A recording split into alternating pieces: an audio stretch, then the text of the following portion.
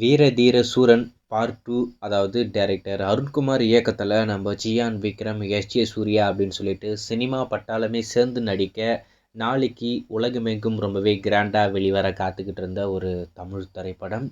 இந்த படத்தை பொறுத்த வரைக்கும் ஒரு நைட்டில் நடக்கக்கூடிய ஒரு கதை. கண்டிப்பாக இந்த படம் நல்லாயிருக்கும், ஒரு மிகப்பெரிய கம்பேக்காக நம்ம ஜியான் விக்ரமுக்கு அமையும் அப்படின்ற மாதிரி எல்லாரும் காத்துக்கிட்டு இருந்தாங்க. ஆனால் திடீர்னு நாளைக்கு இந்த படம் ரிலீஸ் ஆகிறதுல ஒரு மிகப்பெரிய சட்ட சிக்கல், அதாவது டெல்லி ஹைகோர்ட்டில் ஒரு கேஸ் ஒன்று போட்டு இந்த படத்தை இப்போதைக்கு ரிலீஸ் பண்ணக்கூடாது அப்படின்ற மாதிரி ஒரு ஸ்டே ஆர்டர், அதாவது தடை போட்டாங்க. நாளைக்கு காலையில் 10:30 மணி வரைக்கும் இந்த படத்துக்கு எந்த ஒரு ஷோவும் கிடையாது. அதாவது 10:30 மணிக்கு அப்புறமா தான் இந்த படம் ரிலீஸ் ஆகுமா ஆகாதா அப்படின்றதே தெரியும். அதாவது பி ஃபார் யூ அவங்க வந்து ஒரு கேஸை போட்டு ஒரு ஸ்டே ஆர்டர் வாங்கிட்டாங்க அப்படின்ற மாதிரி சொல்லியிருந்தோம். சரி, என்ன தான் பிரச்சனை, எதுக்காக இந்த மாதிரி இப்போ பண்ணாங்க அப்படின்னு கேட்டிங்கன்னா, நம்ம பி ஃபார் யூ என்டர்டெயின்மெண்ட் அவங்களுமே இந்த படத்தில் இன்வெஸ்ட் பண்ணியிருக்காங்க.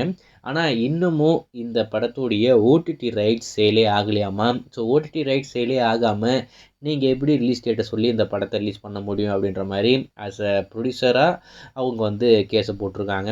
இது என்னடா லாஜிக், யாருமே இந்த படத்தை வாங்கலை, சரி நம்ம ரிஸ்க் எடுத்து கொண்டு வந்துடுவோம், படம் நல்லா இருந்தது, நல்லா ஹிட் ஆகிடுச்சு அப்படின்னு சொன்னால் ஆஃப்டர் ரிலீஸ் ஒரு மிகப்பெரிய வேலை கொடுத்து கண்டிப்பாக யாருன்னா ஒரு ஓடிடி வாங்க தான் போகிறாங்க. ஸோ அந்த மாதிரி ரிஸ்க் எடுத்து தான் இந்த படத்தை இப்போ தேட்டருக்கு கொண்டு வந்தாங்க, கொண்டு வர ட்ரை பண்ணாங்க. ஆனால் இது வந்து பி ஃபார் யூ அவங்களுக்கு பிடிக்கல போல இருக்கு. பிஃபோர் ரிலீஸ் எல்லா ரைட்ஸுமே சேல் பண்ணி நம்ம கொண்டு வரது தான் கரெக்டாக இருக்கும் அப்படின்ற மாதிரி எதனா ஃபீல் பண்ணாங்களோ என்னமோ.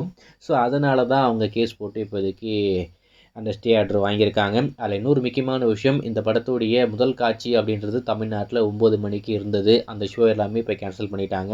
நீங்கள் ஆன்லைனில் டிக்கெட் புக் பண்ணியிருந்தா உங்களுடைய ஃபண்டு வந்து ஆட்டோமேட்டிக்காகவே உங்கள் அக்கௌண்ட்டுக்கு வந்துடும். அப்படி இல்லை நான் கவுண்டரில் வாங்கினேன் அப்படின்னு சொன்னால் நீங்கள் நேரடியாக போயிட்டு கவுண்டரில் அந்த டிக்கெட்டை திருப்பி கொடுத்துட்டு உங்களுடைய ஃபண்டை வந்து ரீஃபண்ட் வாங்கிக்கோங்க.